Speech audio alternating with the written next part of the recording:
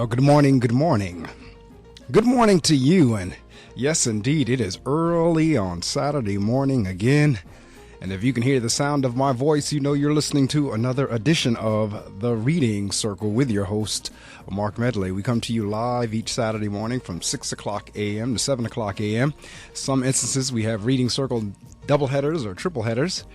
And if not, then we go on into the gospel music from 7 to 9. But my guest is on tap, and we are ready to go. If you've been listening to the show any length of time, you know we have a morning ritual and routine, and we're going to go ahead and follow that quickly.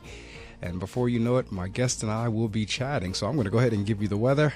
I am going to read from our two selections, introduce our guest, share some information with you, and we'll be on with our interview. So let's go right ahead and do that now. You're listening to The Reading Circle with your host, Marc Medley, right here on WP88.7 FM and GoBrave.org. It is the top of the hour, the top of the show, and I'm going to dedicate our show to the life and memory of Damon Hill. Actually, whenever I leave the studio this morning, I will be attending his funeral. A young man who literally dropped dead at the age of 40. 2 weekends ago, they had his 40th birthday party. You heard me talking about it last week. And then by that Wednesday, he passed away suddenly of a heart attack. So he made it to his 40th, and now he'll be funeralized today. So today's show is dedicated to the life and memory of Damon Hill. Our thoughts and prayers go out to Mr. Hill's family and Shekinah Hill and the entire Hill family in terms of that, because that was a true shock, because they literally had the surprise party the prior week. It was interesting that Shekinah, Mrs. Hill, was planning the finishing touches on his surprise party last Friday, and then the following Friday she was planning his funeral arrangement. So it was extremely ironic, but in any event, the show this morning is dedicated to his memory. And so I'm going to go right on and give you the weather. It is right now, and right where I'm sitting here in the studio, 66 degrees. Expected to be cloudy, high of 74, moving to 20% chance of rain tonight, partly cloudy early with increasing clouds overnight.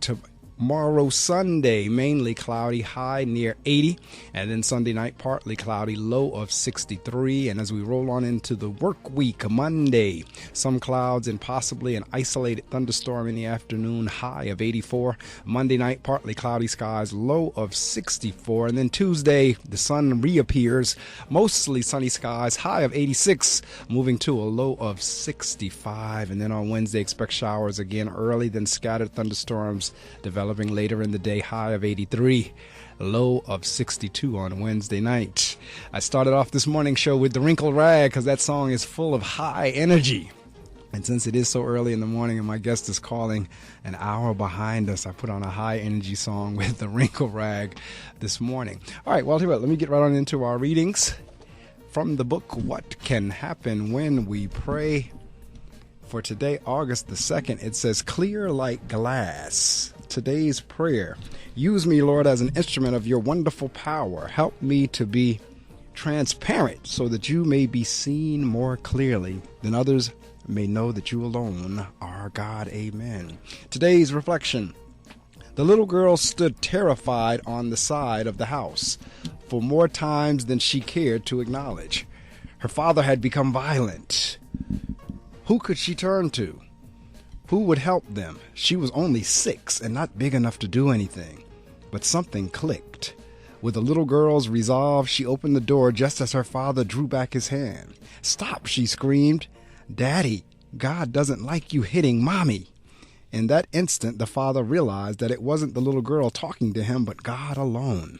Emanating from his daughter was a presence he had not felt in a long time. He fell to the floor and wept. Years later, he remembered how God used his child as an instrument of peace. If God can use a little child, he can certainly use you. Believe it. All right, and that's going to be, once again, appropriate or apropos, if you will, to one of the things we're going to be talking about this morning. From the book Until Today by Iyanla Vanzant. She says, I am faith-filled and fear-free because God is always on duty. What is the number you use to call God? Is it 411 or 911? Many of us are 911 callers. We don't call in for information. We only call in when we need an ambulance, someone to put out a fire, or a police car to take something or someone away. We are in the habit of only calling God at 911 for emergency treatment. We call when we are broken down, torn down, or on the way down. We call frantically when we hit something we can't handle, when we break something we can't fix, or when some part of our lives isn't working the way we set it up to work. And if for some reason we feel we are not being heard or that the line is busy, we keep checking. We keep looking to make sure that what we need, what we have requested, is on the way. Yes, most of us use 911 because we forget to use 411. When you use 411 to call God, you get preventative treatment, long-term care, and regular maintenance. You get local and long-distance information. You talk to God about what is going on now and what is coming. When you call God at 411, it is an indication that you recognize yourself as a product with a lifetime guarantee. You call to ensure that there is an open line of communication between you and your manufacturer.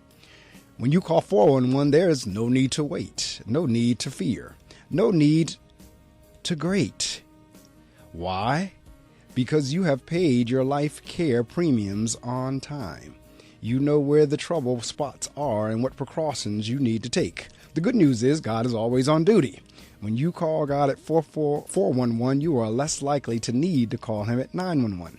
Until today, you may have placed God on your 911 emergency list. Just for today, try contacting God for information only. Today, I am devoted to asking God for the information I need to give my life a clean bill of health. That's from the book Until Today by Ian Van Zandt. As you all know, I start reading with those two books because it sets a positive flow for the rest of the morning. And we do that, and that kicks off our show, gets my voice up and going for the air, does a whole bunch of different things. And more likely than not, they usually line up with what's going to work, or what you will be talking about, shall I say, with my guest for the morning, who I'm going to introduce right now. We're going to be talking this morning about a topic that affects 50, probably moved up by now to closely 60% of our population. And that book is written by attorney Lester L. Barclay. Is the managing partner of the Barclay Law Group PC in Chicago, Illinois, is a graduate of Oberlin College and Case Western Reserve University School of Law. He has practiced matrimonial law since 1985.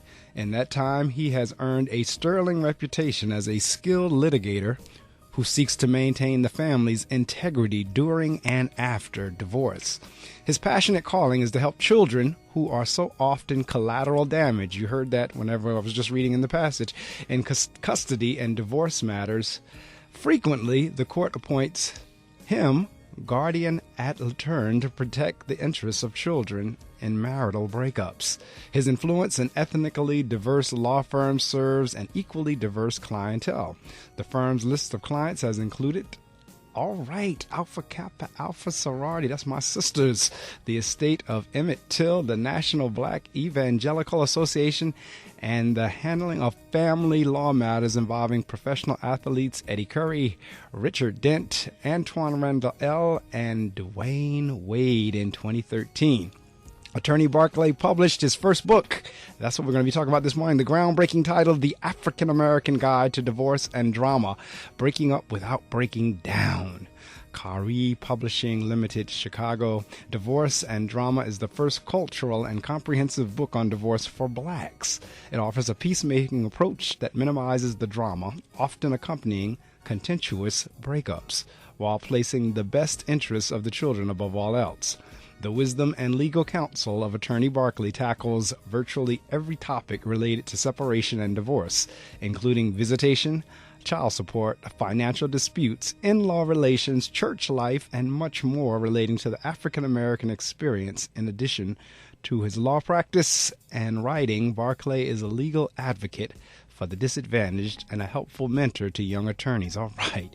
He also has been actively involved in civic affairs, serving as president of both the Chicago Office of Tourism and Culture, the Christian Community Healthcare Center in Chicago, and as a member of the Illinois African American Family Commission. Further, Barclay is a friend and advisor to many business owners, corporate executives, pastors, and civic leaders. Generous and compassionate, and in spite of his demanding schedule, Barclay has served as a teen Sunday school teacher for more than 20 years. He is a member of the National Bar Association, Cook County Bar Association, Chicago Bar Association. Lester L. Barclay lives in Chicago. I told you he's an hour behind us with his wife, Dr. Sue Barclay, and they have 3 children. And I like to read the entire bio because I love for people in the listening audience to hear it, to be encouraged, to say, you know what, if it can happen for Attorney Barclay, it can happen for me. So, Attorney Barclay, welcome to the Reading Circle with Marc Medley. Thank you so much, Mr. Medley. I appreciate you getting me up a little early this morning. Yeah, it is. Yes, I usually have a good chuckle with my guests about that, particularly those who are from not in the Eastern time frame, and even for those in the East, because 6 o'clock, can be early for some as well. And typically, I'm not a morning person either, but I've gotten used to it on Saturdays, and I get up a little bit later during the week, but not much. But I am glad that you rose to join us this morning because the topic is so important. And as I shared a couple of minutes ago, it impacts probably, and you could tell us even better when we're talking, probably is getting close to 60%. I know at one point it was 50% of the population. And I know the number continues to climb, not to mention folks who just don't get married altogether. They say the number of folks getting married, that number is going the other way as well. So we're going to talk about that when we come back from sharing this information. This is probably a book I could have used about 10 years ago. Okay. Because I've been in that situation, and thankfully it didn't get to the point where it's as bad as I know some could get, but it probably wasn't the best either. So this is going to be an interesting conversation for me as well, that I'll learn some things probably in hindsight that I probably should have known going in. So those of you in the listening audience, as I tell you all the time, let somebody know that we are on the air with a topic that is so very important that everybody needs to hear. So get on your Twitters, get on your Facebooks, get on your LinkedIn, get on your Instagrams, get on all your social media and let somebody know that Attorney Barclay is on the air with me right now. And this is a show that every one of us needs to hear. So I'm going to share this information with us, and then we are going to get along with our interview. Hey, what's up? Thinking about you. XOXOXO. Want to snuggle. ... JK. Hit me back. You getting these texts? ? We should hang later. I miss you. Holla at ya, boy. Holla back. Holla back. Holla back. Are you at home? Where are you? What are you doing? OMG. You are making me mad. Are you with your ex? You better text me back. I'm waiting outside your house. Relentless, aggressive texting is like sending an angry robot to deliver your message. When does the robot become dangerous? Let us know at that'snotcool.com. That'snotcool.com. Brought to you by the Ad Council. In 50 feet, turn left. Why are you driving so slowly? After a few drinks, I'm taking it slow. Well, you're not fooling the cop behind you. What? Get ready to pay in 0.1 miles. Getting pulled over for buzz driving could cost you around $10,000 in fines, legal fees, and increased insurance rates. Nothing kills a buzz like getting pulled over for buzz driving, because buzz driving is drunk driving. Brought to you by the National Highway Traffic Safety Administration and the Ad Council. You're listening to The Reading Circle with Marc Medley on Brave New Radio. Yes, indeed you are. This is The Reading Circle with Marc Medley, heard live each Saturday morning at this time slot, 6 o'clock a.m. Eastern Daylight Time to 7 o'clock a.m. And my guest this morning is Attorney Lester L. Barclay. And as I said prior to sharing that information with you, this is a topic that's extremely important. I'll tell you why, because I'm one of the last people on the face of the earth, and my guess is I'm not the only one who felt this way, but I doubt it. But I never pictured myself ever having to go through a divorce. That whenever I was married my first time through, I just, in my wildest imagination, never in my mind thought I would find myself in the situation of being divorced. Yet about 20 years down the line, wound up in that situation. And it is not a pretty experience. It is not a fun-filled experience. No matter how much you may think, as bad as things are, and you want to split, you want to go, it is a painful process. And Attorney Barclay has written a book to address, from what I've gone through the book, just about every issue that you can come across going through a divorce, and it's called The African American Guide to Divorce and Drama: Breaking Up Without Breaking Down. So again, Attorney Barclay, good welcome again, and thank you for joining me this early. Let's talk a little bit about where did the whole, I always like to roll the tape back to where did it all begin? Let's take it even back to being a writer or a reader. Is that something that you did as a child whenever you were in grade school? I was a strong reader, didn't put pen to paper very often, except, as a lawyer, we're often called upon to write briefs and present those arguments persuasively to the court. But, this is a different kind of writing. And so I garnered some help from a couple of friends who are more polished and probably have the ability to present something that's a little bit more interesting than what I would write, who really kind of helped me formalize some of my thoughts and basically smooth things out so that we could have something that was presentable and publishable. Well, I am thrilled to hear that you are a strong reader, and I would guess as a lawyer you would have to be, but even as a youngster, because one of the reasons that this show exists is to encourage people to read more. As an educator, and I say this probably about every week, I truly believe reading is the foundation of everything else. So regardless of what you intend to be or subject you're studying, you need to be able to read and comprehend well in order to do what you do well. And that's why this show has existed for the last 13 on this university campus, because, again, it makes kind of some sense. You want folks to read. Yes. So I'm glad to hear that. And then as you now became an attorney, what guided you in that direction? How did you wind up moving in that direction? Because where I'm working up to is we went, from school student to attorney, now doing with matrimonial law. Well, I knew I wanted to help people. And I learned early on that an effective way of helping people was to be inside of the circle rather than outside.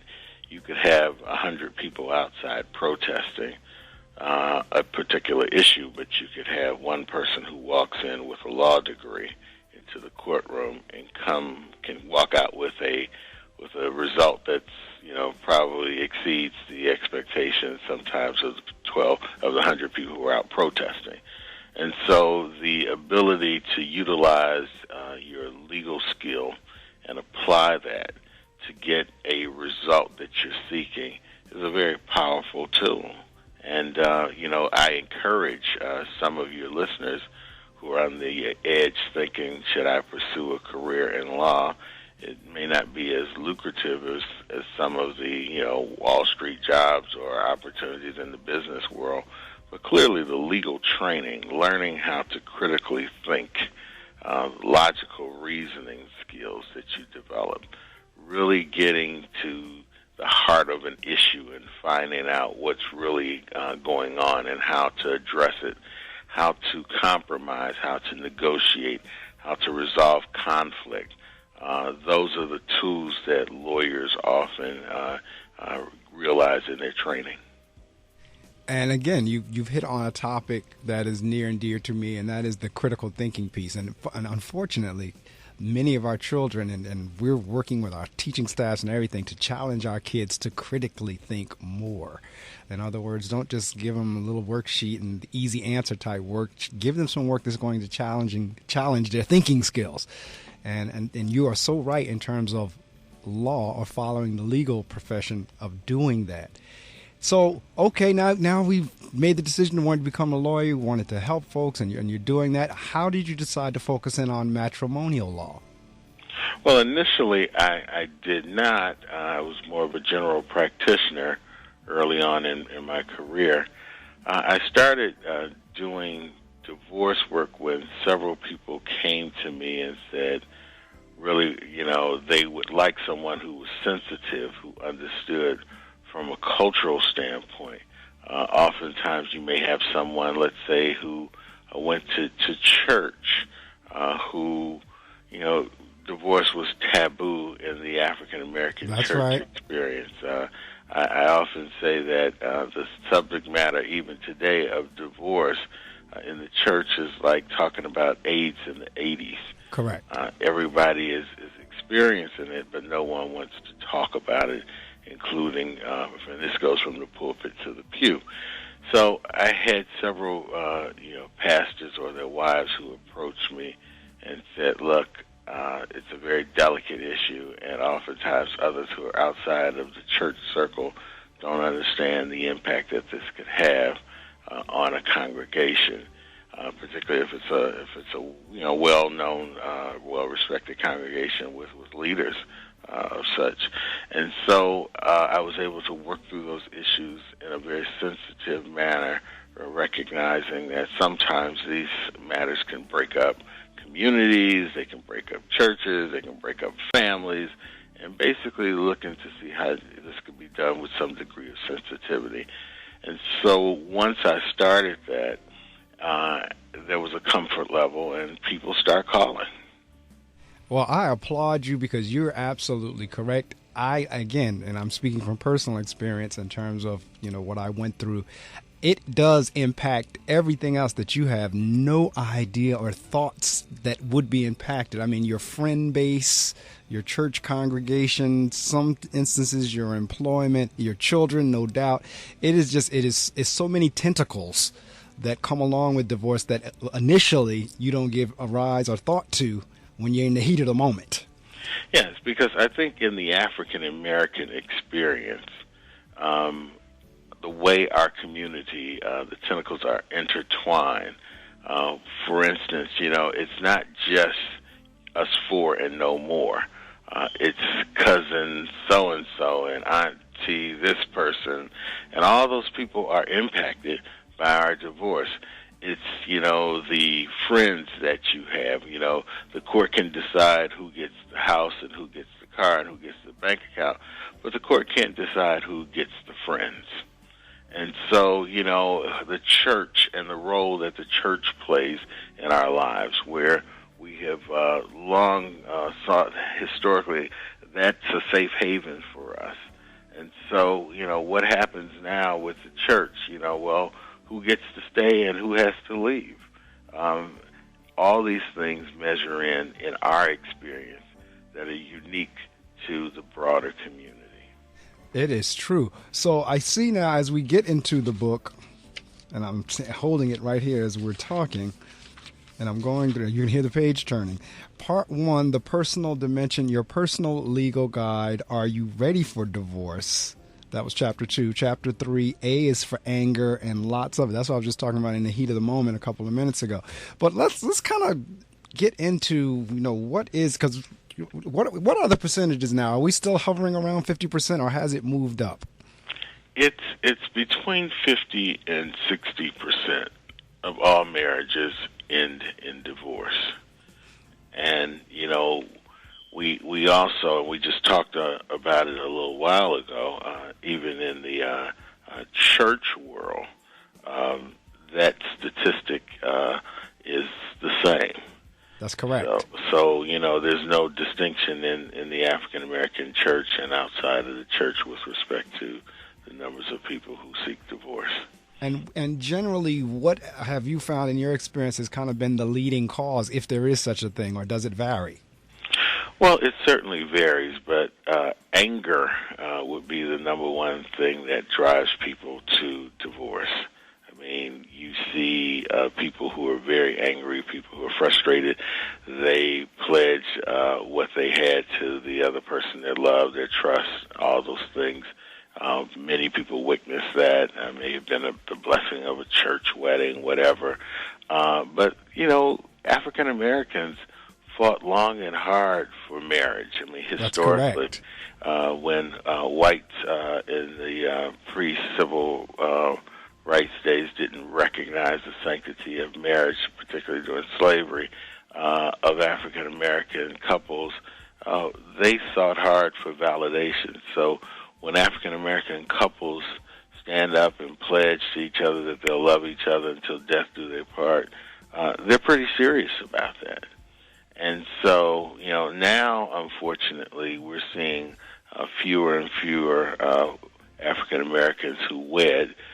Some of that is motivated by the economy, but, there's also been a change in how marriage is viewed. So people now just live together, have children oftentimes, and so you've got to include that population. And so this book is not written just for African Americans who've experienced divorce or are on the verge of divorce, but it's also written to the new culture, the emerging culture of people who never legally tied the knot, but they are going through the drama of breakup and breakdown in their relationship.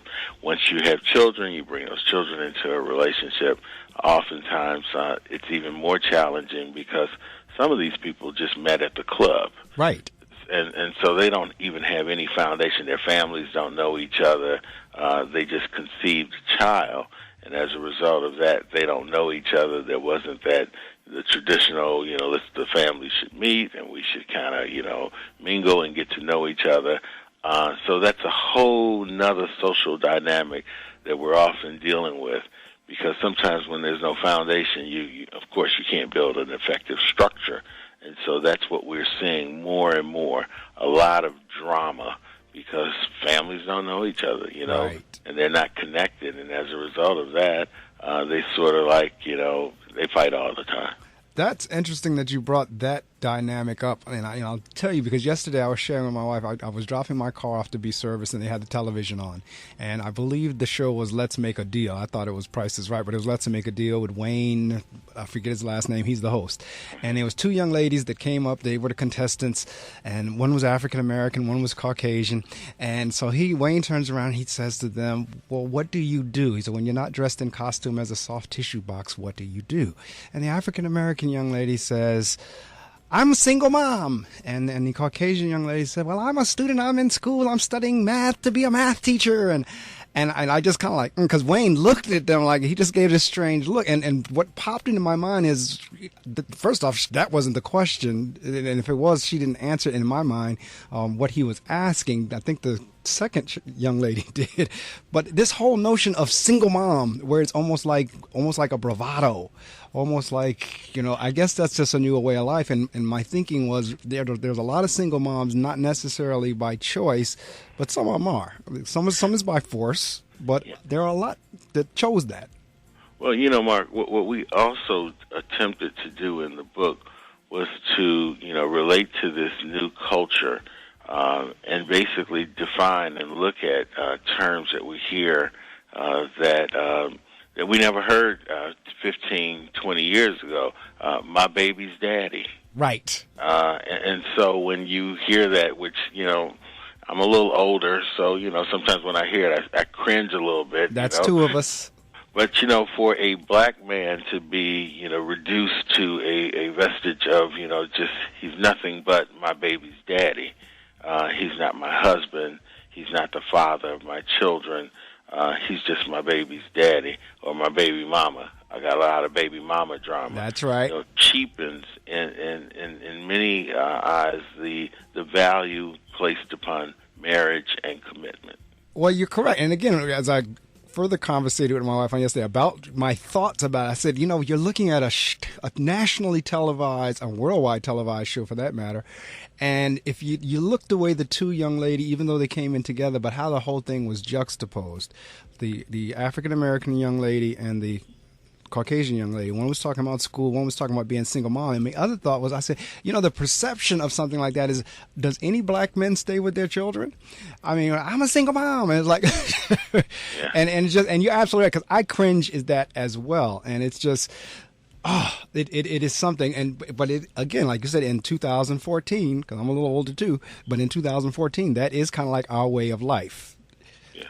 Good, bad, or indifferent. So legally, or from a legal perspective, the scenario where you described in terms of like folks just living together, are the legalities a little bit different for them than someone who's actually legally married?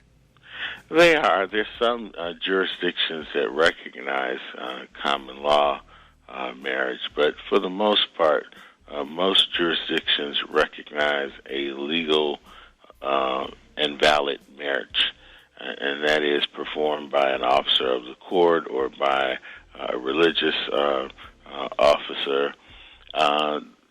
Sometimes you can have a marital relationship and, what we call and coin the phrase a ghetto divorce, where people will basically, not get a divorce after they're married and break up, and one just leaves and then moves on, doesn't tie up the loose ends, and can create all kinds of drama. For instance, I have a case right now where someone has been separated from their spouse for 12 to 15 years, and the spouse passes away, and so that spouse is now responsible, the surviving spouse is now responsible for medical bills, because legally they were the spouse. Right. And how often have you seen where someone has passed away, but they had not been living with their spouse for a period of time, and, the girlfriend who now has the house with this person, but she can't even plan the funeral. She's not entitled to any of the Social Security or the pension, all those issues, because he had a legal wife. And sometimes that pattern started in the South post-Reconstruction, because what people would do, particularly during the Great Migration, folks would come north looking for opportunity, and they were looking to send for their wives and their children, and they would go to Ohio or Pennsylvania or New Jersey, and they wouldn't return, and they wouldn't send for their families. They found someone up north, and then later on, when it was time to retire from the post office 25 years later, and when you started, you had a wife. Right. And so now, what does this mean? And so you could make that call 25 years later, baby, can't we talk? Because I got to get my pension, right. And you're entitled to 50% of that. That spouse is entitled to 50% of that pension. Right. And so now, all of a sudden, we want to have a conversation because, we haven't been in the life of our spouse for 25 years. We call that a ghetto divorce. No, I hear you. I understand too. Well, I'll tell you what, for those in the listening audience, if you've just joined us, and I hope you've been with us since 6, my guest this morning is attorney Lester L. Barclay, and we're talking about his newly released book, The African American Guide to Divorce and Drama, Breaking Up Without Breaking Down. And this is a critical book. Matter of fact, it should be in everyone's library, whether you're married or not. Even if divorce is nowhere on your radar screen, this is a book you really need to have as a reference guide. Because one, it may keep you from wanting to go down that road if you're thinking about it. And two, if you are thinking about it, it'll give you some pointers. And again, we're going to share some more information with you. But before we do, I'm just going to very quickly read the titles of the chapters just to give you a feel for all the things that come along with divorce. Again, I already gave you your personal legal guide. Are you ready for divorce? A is for anger, lots of it. Chapter 4, Bond Breaking Anatomy. Chapter 5, Separate Lives, Separate Beds. Chapter 6, Sex and Companionship After Separation. Chapter 7, Divorce in Different Circumstances. Now we get into part 2, because the book is broken down into parts. Chapter 8, Your First Legal Moves. Chapter 9, Ask Attorney Barclay. Chapter 10, Dividing Your Marital Property. Ooh, that's always an issue. Chapter 11, Your New Financial Reality, another issue. 12, one of the biggest, if you have children, your children's support. And then we break into part 3, You and Your Ex. Chapter 14, Child Custody Matters. Chapter 15, The Children's Arc. Chapter 16, Parenting Through Pain. That's a biggie as well.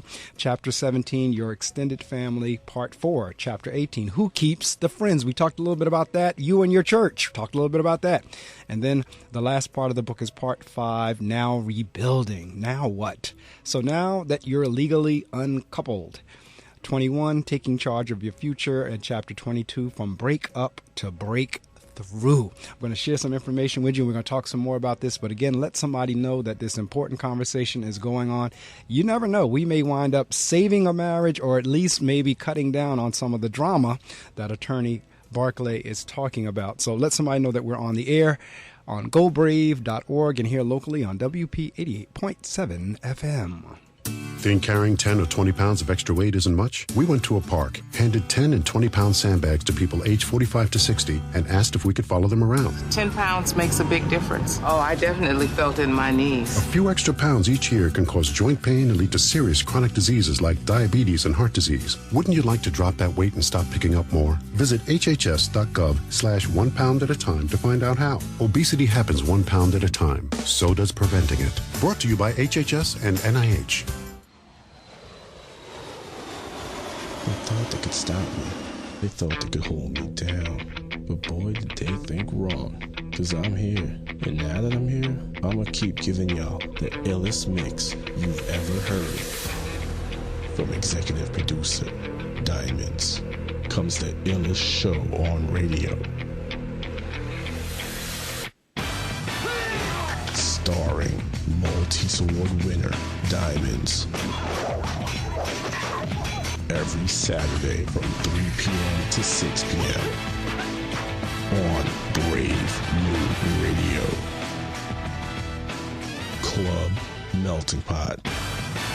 Only on WP 88.7 FM. You're listening to The Reading Circle with Marc Medley on Brave New Radio. Yes, indeed you are. This is The Reading Circle with Marc Medley right here on WP 88.7 FM, Brave New Radio, and GoBrave.org. And as you heard Attorney Barclay say earlier, particularly in the church community, many would consider the fact that we're even talking about divorce brave here on WP 88.7 FM, but it is a life issue nonetheless. Now, Attorney Barclay, a lot of times as I'm riding through the cities, I see signs that say, divorce $3.99, divorce you can get without your partner's signature, so forth and so. How is that possible? Well, those are non-practicing lawyers who basically create forms.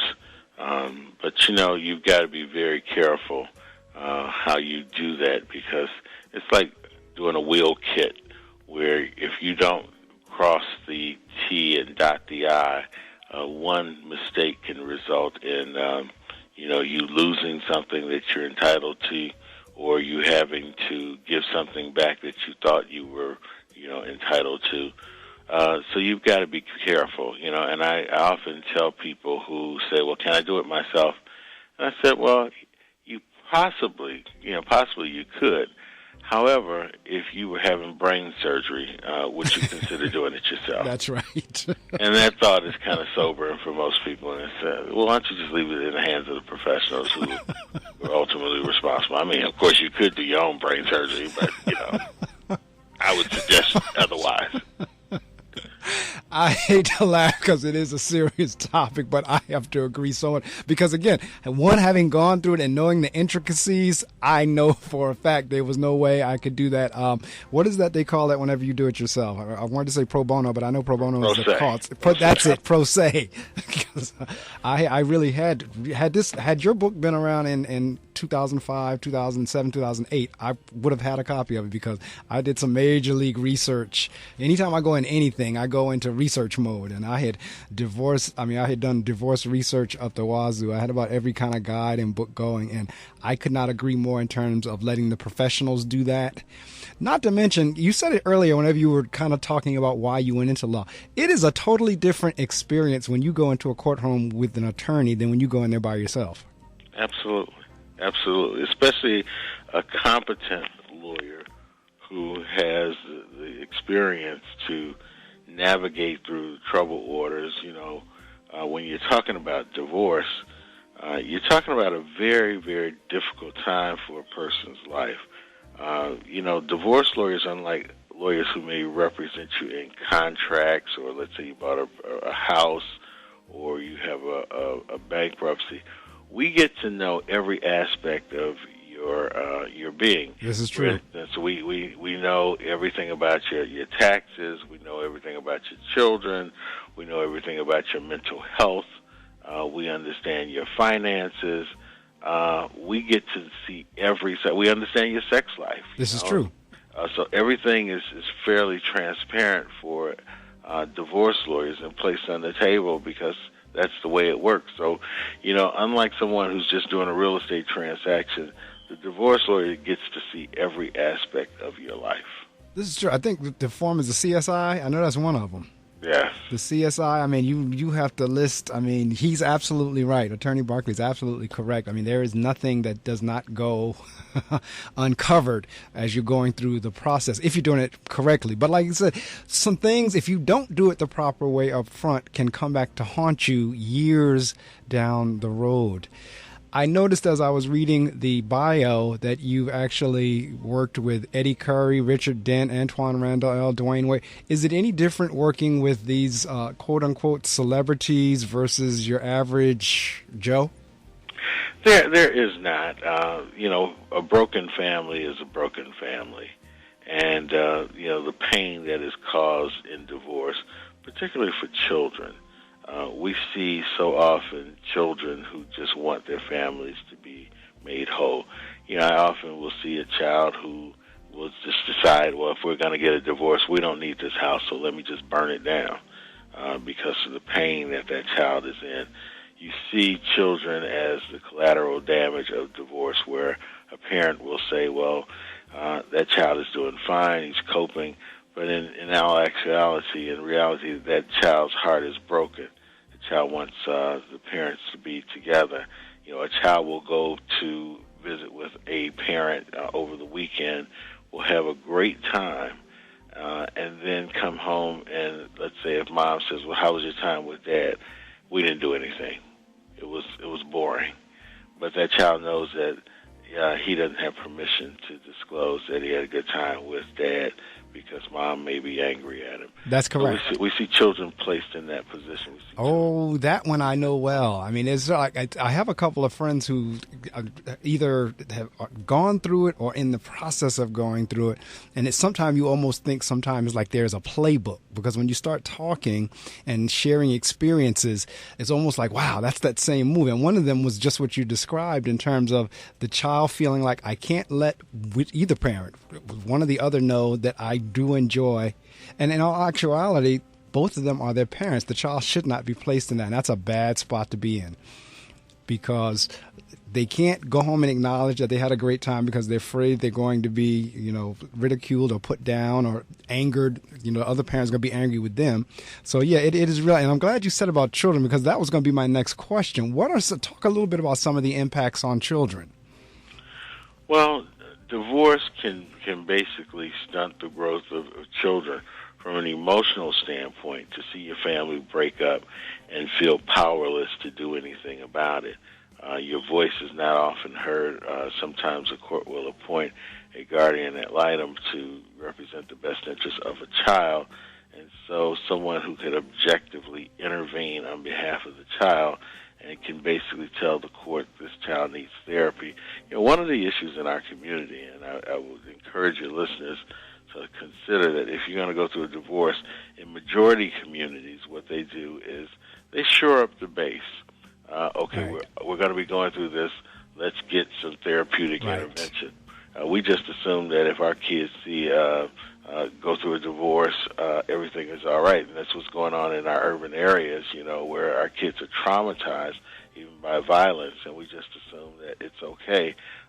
In the white community, in the broader community, they get intervention, their resources, their tools to cope with things, to basically talk through, work through issues with, proper therapeutic intervention. And we don't do that. And so we just assume that Denise is okay, and Denise isn't okay. Denise is going to carry some of this baggage into her marital relationship. And if she sees violence, she will likely be the victim of violence. If John sees that his father can physically abuse his mother, then John may in fact be a batterer himself. So, all these things that we don't seek intervention for our children, on behalf of our children, creates really a ticking time bomb. You're absolutely correct. And as we can say in church, I'm convicted on that one. I mean, guilty as charged because I did not do that for my daughters. And in retrospect, I really do wish I had, because people were, you need to get, let them go to counseling. I'm like, no, they are exactly what you just described. They're like, they seem to be doing okay. They're no, in retrospect, and I could not agree and impress upon those of you that can learn from others' mistakes. If you happen to find yourself in this situation, you do have children, I am with Attorney Barclay, 1,000,000%. Seek the counseling. The children need it. There's no doubt in my mind, after having gone through it, after experienced what I did with my own children, the children need somebody else that they can speak with, that can give them an objective or just the ability for them to be able to get it out. Because you're right, that baggage or that can go on with them for the rest of their days. There's no question there. Now, and that's the kids. Now, because I've been in a situation where like the decree says, visitation will be here, there, so forth and so on, and it just doesn't occur. What recourse does the other parent have whenever, the court order is not being followed?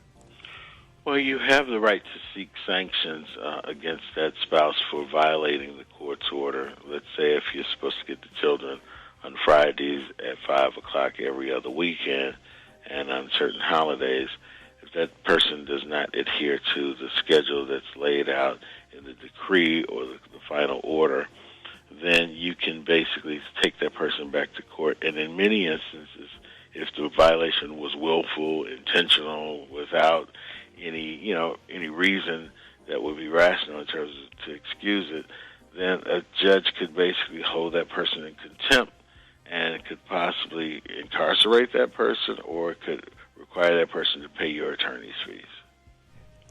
Wow. In terms of children that are considered minors, do they get any say-so in terms of, well, no, I don't want to go visit. I don't, I'm 12, 13. No, I don't want to see Dad because I'm angry too. Do they get that option? No, they don't. If there is some abuse that was going on, then a court may, order a supervised or a therapeutic visitation. But absent that, you got to go. And what you see is some alienating parents that will basically plant seeds that, just obstruct visitation and will turn the heart of the child away from that other parent to the point where, a child will basically say that person's a bad person. And I see this all the time when I'm representing children. I say, well, how do you know your dad's bad? Well, he does this, that, and the other. And I'm thinking, wow, an adult must have planted those seeds. Because a child wouldn't know that. That's right. That's right. That's true. There's a wonderful book called Divorce Poison. And it gets into the psychological, to the point where a child will believe something that did not occur. From hearing over and over again something that the parent, either good or bad, the father or the mother, whichever one it is, has constantly said over and over again, they make it appear as if real for the child. And the child begins, to the point where in the book it gets to how the child even turns on the dog, it was really bizarre scenarios that go down. But you're absolutely right. And again, that's a part of the divorce war, if you will. There was a movie years ago called The War of the Roses. Yeah. I know it was kind of like a romantic comedy or divorce comedy, whatever you want to call it, but any truth to that type of scenarios? I don't know if you saw the movie or not. We see it all the time. It doesn't end. The cycle, it's a vicious cycle, and all is fair in this process. Whatever you do, people pull out all kinds of stops. People will destroy each other if you let them. And the ironic, these are people that actually loved each other at one point. Oh, yes. And the people who can least afford to fight, because this divorce process is expensive. Yes, it is. It's easy to get a marriage certificate and go down to City Hall and say, I do. But you could spend tens of thousands of dollars unwinding this relationship, So you've got to look at this. I've seen people guided by their anger and their frustration, their resentment for the spouse, soon-to-be ex-spouse, to the point where it's like, okay, let's just get rid of the house. We'll get rid of the 401k, whatever retirement benefits, the savings accounts, the college funds, because I want to tell the world that she's a whore. And at the end of the day, no one really cares. Right. But you're so guided by the emotions of this. And one of the reasons why I wanted to write this book was basically to alert African Americans, you don't have to do it this way. Right. And sometimes people who do not understand our community and the value of our community, because my son may marry your daughter, Mark. And so we have a duty and a responsibility to present our children to society in a whole fashion. Right. And so, you know, it's more than just, oh, they got a divorce. But it's basically telling people that you can do this a better way, you can do this with dignity. If you must go down this road, God forbid, but if you must go down this road, there's a better path. And I'm glad we again, you're segueing me wonderfully into where we're going. Before I get to that, though, there's that old adage, it's cheaper to keep her.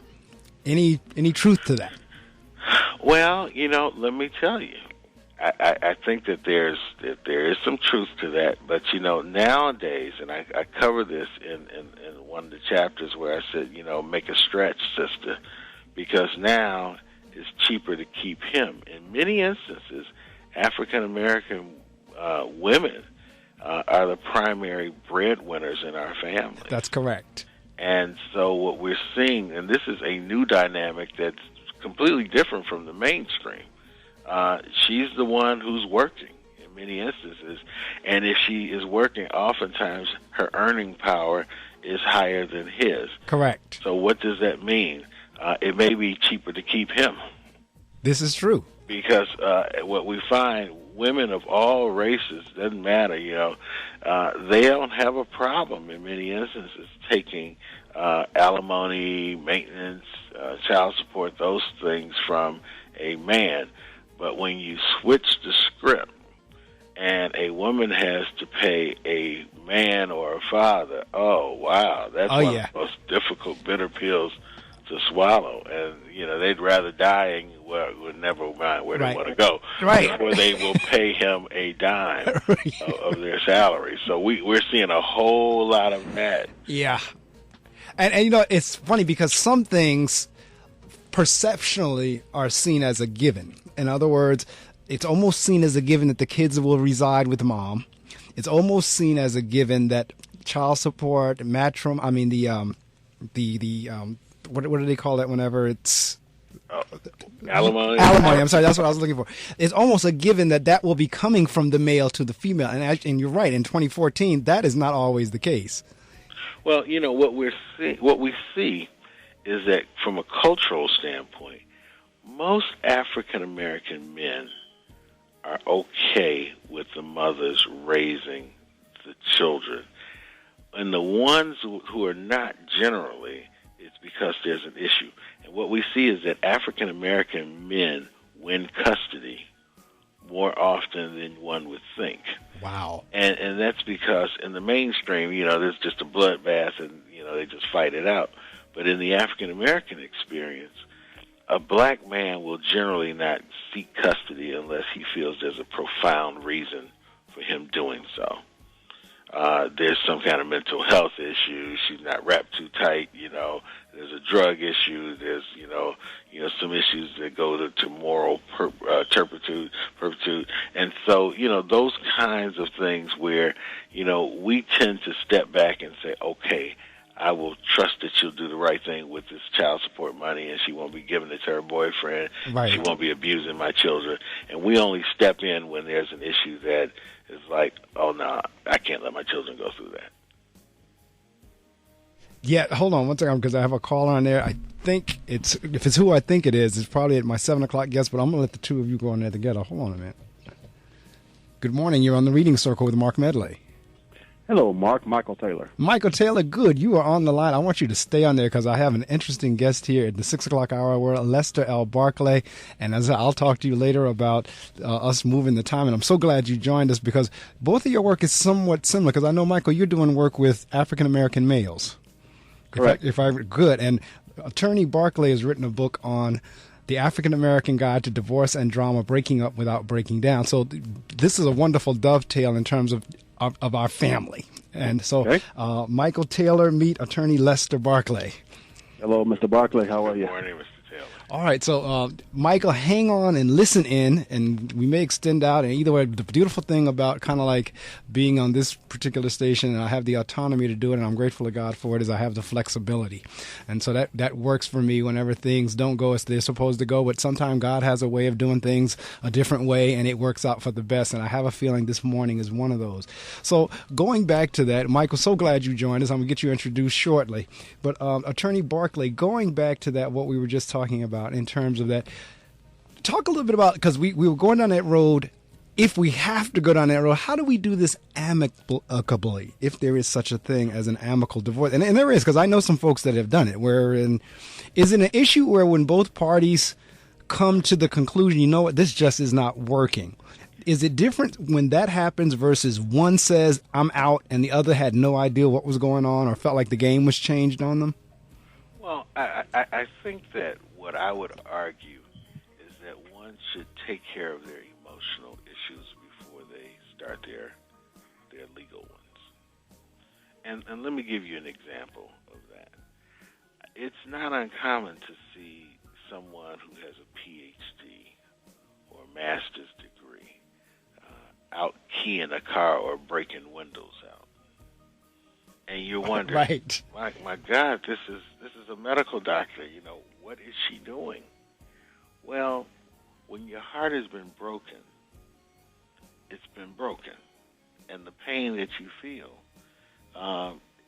they often say that going through a divorce is akin, next to the greater emotional trigger to this is losing a loved one through death. I agree. That I agree with. I really do. And then I've heard some people say, well, death, kind of, that it's going to be fatal. It's going to be an end to it.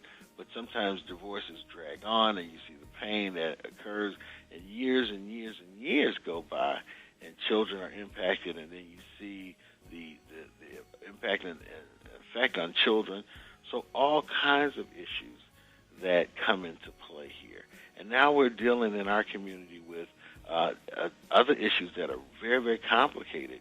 For instance, with the large number of black males who are incarcerated, what does that mean? That's akin to a divorce. And, he's got 8 years. What is she supposed to do? Is she supposed to sit there and wait for him? What about, her sexual needs and desires, and how do we deal with that? And what about his? And does she give him the freedom to act out in prison as he chooses, and then comes back out and becomes a man again?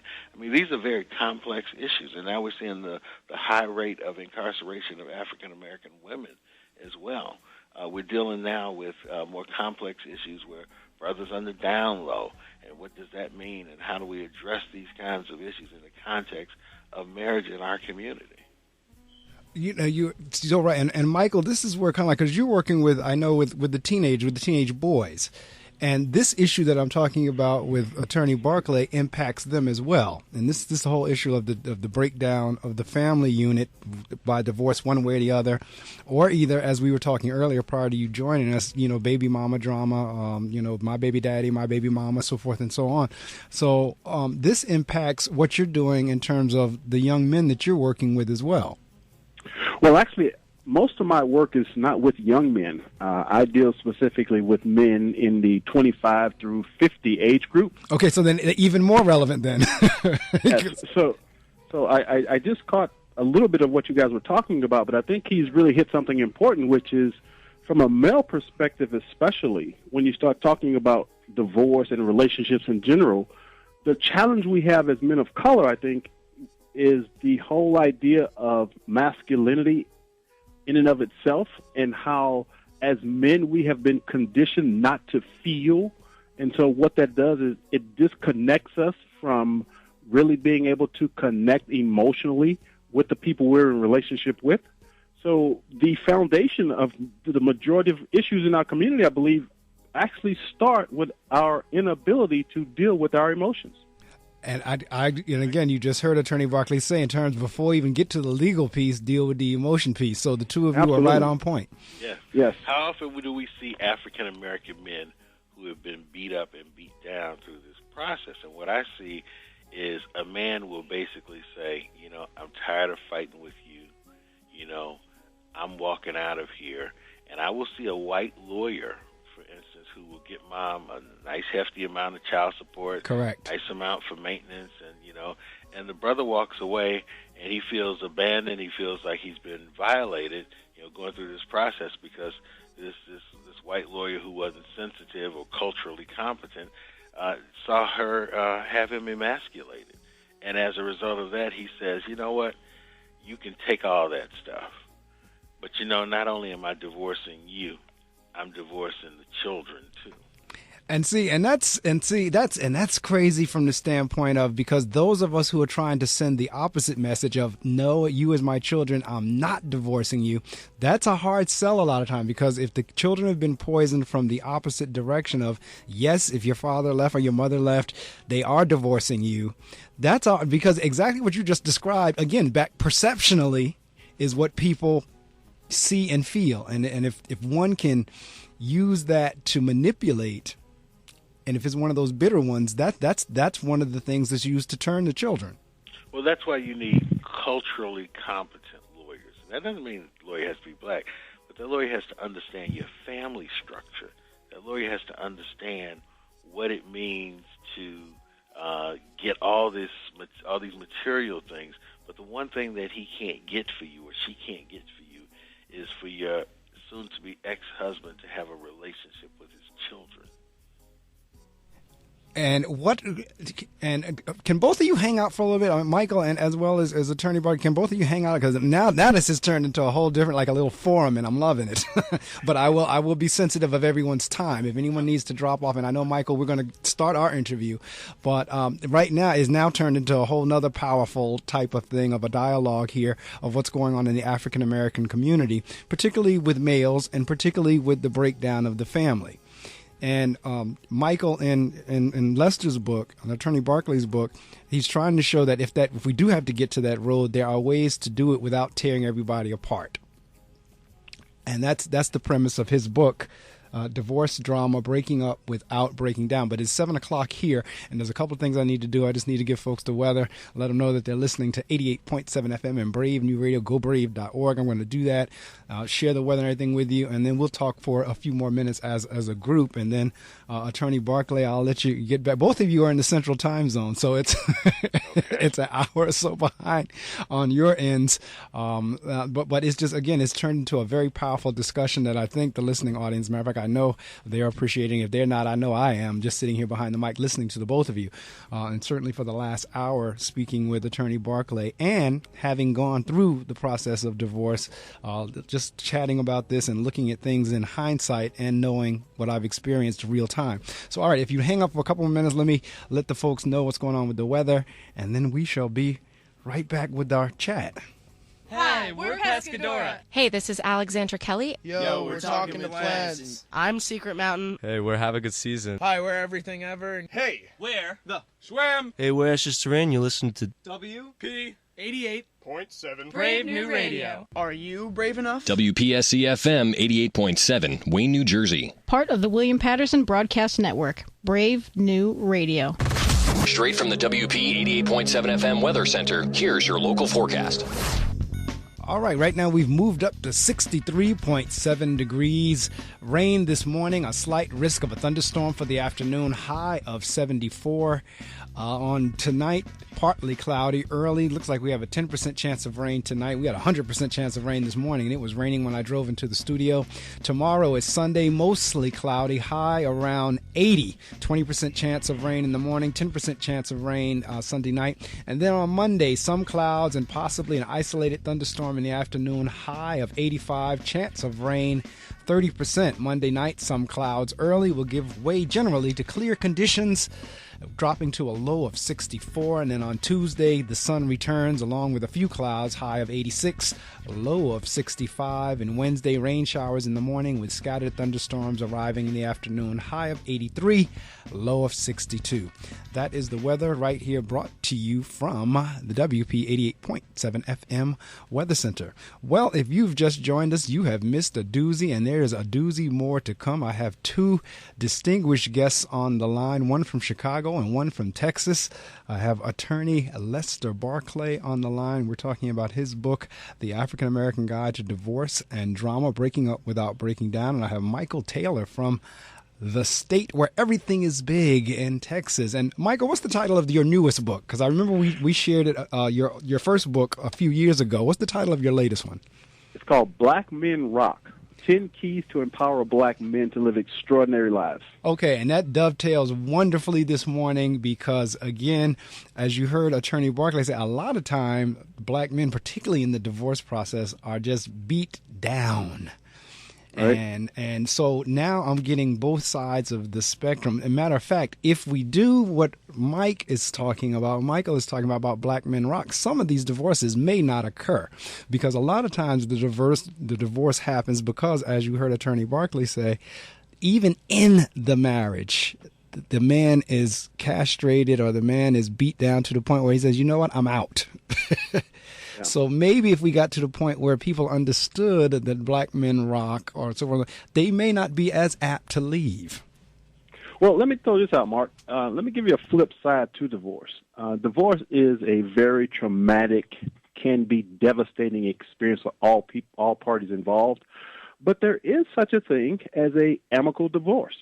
For example, when I divorced some 20-something years ago, my former wife and I, we got together. We went to counseling. We tried to work it out. We did all the things that we could to try to make it work. It just was not meant to work. I believe that there are some marriages that just aren't meant to work. And so what we did was we sat down and we decided that first and foremost, we were not going to be at each other's throats. We decided that we were not going to allow attorneys to divide us and simply use their knowledge, if you will, to separate us to make more money. And so while we sat there at the table and made this decision that it was going to be an amicable divorce, doesn't mean it wasn't painful. It's just that we decided that we were going to make sure that our children came out of it as unscarred as possible. And so I have to say that I am truly grateful and feel truly blessed that my former wife and I were able to do that.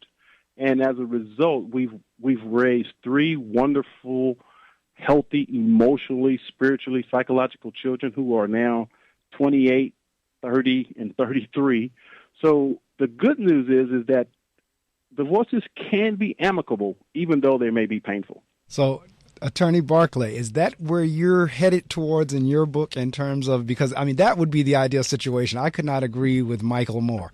That would be the ideal situation. And, you know, one has to look and see their backgrounds as 2 adults, parents, a married couple that, you know, decided that we're going to go our separate ways.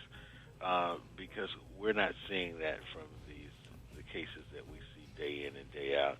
And my colleagues around the country are not seeing that. Well, and I talked about it during the first hour, we're not even seeing people get married anymore. Right. Just think of how many weddings you've been invited to in the last 3 years versus how many people have just had children. Right. And again, we were talking earlier about the children, and as an educator, I've actually seen where children whose parents were divorced or separated, where the kid would get themselves in trouble intentionally with the hopes that was going to bring mom and dad back to the school with them. Like, in other words, mom and dad would have to come in because of whatever the trouble the child was in, because that was an opportunity for mom and dad to be together. And that I've experienced. Yes. And so I want to throw this out, because the reason that I wrote Black Men Rock is because we see all the challenges out there. And I do relationship coaching. I do workshops and seminars based on relationships. And what I'm learning is that from a black male perspective, we don't have a resource that gives us information on how to navigate through the emotional and psychological and spiritual challenges that we deal with on a daily basis. For the most part, we were raised that if we had a problem, we go to church and we pray about it. Right. Well, at the same time, if we aren't willing to look at the deeper emotional and psychological issues that are driving our behaviors, we can never change. And so, therefore, what I'm creating is a resource that gives men the opportunity to really speak openly about some of these issues, like divorce, like, depression, like the negative things that we deal with on a daily basis. And it really boils down to our willingness to embrace and look at our own emotional makeup. And that's really challenging because we live in a culture, a masculine culture, that says for men, it's not okay for us to be in touch with how we feel. And it's interesting that you would say that because, again, in the first hour when I was speaking with Attorney Barclay, we were talking about just even from the standpoint of African-American male, but in the African-American culture in general, we're reluctant to go to these various resources, one, if they're there. But secondly, if they are there, such as therapists, so forth, we, like you said, we go to church and we pray about it. That's about the extent of it. Right. Well, often so, what we will do is we will get our counseling and our therapy at the barbershop. Right. Because, it's a masculine place. It's a place where, men express themselves freely. Men who even don't go to church, who will come and frequent the barbershop and will tell you, how they feel about this sports figure or this particular team or whatever. But that's where we get our therapy, because a brother will say, well, man, if I was in your position, I wouldn't take that. This is how I would handle it. But we won't go to that PhD. We won't go to that person who has a master's degree who's trained to assist us and navigate through these troubled waters. We won't do that. Michael, have you found that same experience? Sure. And part of the problem is when you look at it from a male perspective, as mentioned, my work really deals more with masculinity in general, not just black men. But in our community, what I found, I know that when I first started writing, there was a lot of resistance. When I wrote my first book called Brothers, Are You Listening? Right. A Success Guide for the New Millennium. And I was challenging black men to engage in personal growth and development. And when I say personal growth and development, that's really about looking at the interiority inside of us, our emotions, our psychology, things like that. And the resistance was I was accused of not being black because I was talking about these issues.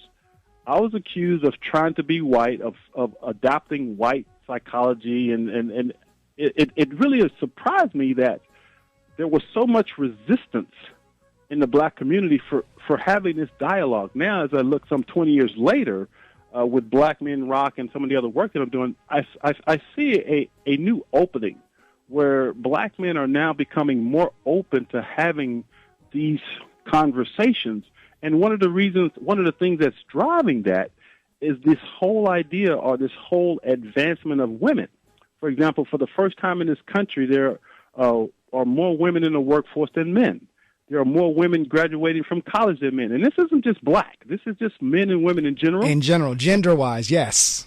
Yes, and so what's happening is I believe there's this major shift going on, and that shift is for men to start having these conversations because the roles of masculinity are changing so rapidly. And so what we have to be willing to do is come to the table and to begin opening up about the real emotional and psychological issues that we deal with. And that's what Black Men Rock is doing. All right. Well, I tell you what, I'm on your site, Coach Michael Taylor. I'm actually looking for your bio to introduce you, but maybe I'll let you go ahead and introduce yourself in terms of because I wanted to read the bio, but I tell you, and I'm on your site, and I went to the About Us, but you know what? Since you're here, I'm going to let you introduce yourself, and actually, this, like I said, for me is a very powerful discussion because they intertwine, and you know, Attorney Barclay was saying earlier, his book actually addresses the African-American community because there is not a book that addresses the issues that deal with divorce in African-American communities, again, back as a resource. And I know exactly what you said. You were dealing with black men in your first book and now kind of widened it to all men in general, masculinity. But the two go hand in hand. They really do. And that's why I'm so excited to have both of you gentlemen on the air with me this morning.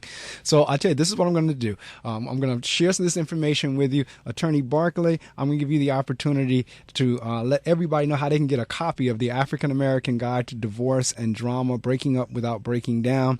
And then, Michael, I'll give you the opportunity to introduce yourself. And then, Attorney Barclay, I'll give you the option. You can stay on, or if you need to back out, I understand. I do need to exit. But I do want to say a couple of things. And first, Michael, I'm going to track down your book, Black Men Rock, because I think that it sounds like a great resource tool to share with some of the brothers that I deal with every day, to basically point them in the direction of resources that can basically help them when they go through their struggles. But you can get our book by going to, you can look my name up, Lester Barclay, attorney Lester Barclay, or you can go to the African American Guide to Divorce and Drama. Our website is divorceanddrama.com.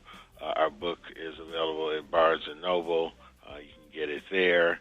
But the bottom line is, also last month we were featured in Ebony Magazine, a 3-page interview there in the magazine, in the July issuance of Ebony. But the bottom line is, we want to encourage people, if you're on the borderline thinking about a divorce, if you've just recently gone through one, or if you're still dealing with some of the pain from divorce, you need this book. If you're thinking about getting married and you want to avoid divorce, you probably need this book as well. And it's a great resource for premarital counseling, things that you want to avoid if you want to have a successful marriage. And, again, I applaud you, and in terms of the listening audience, I truly encourage, because there are just some books you need to have on your library shelf as reference tools.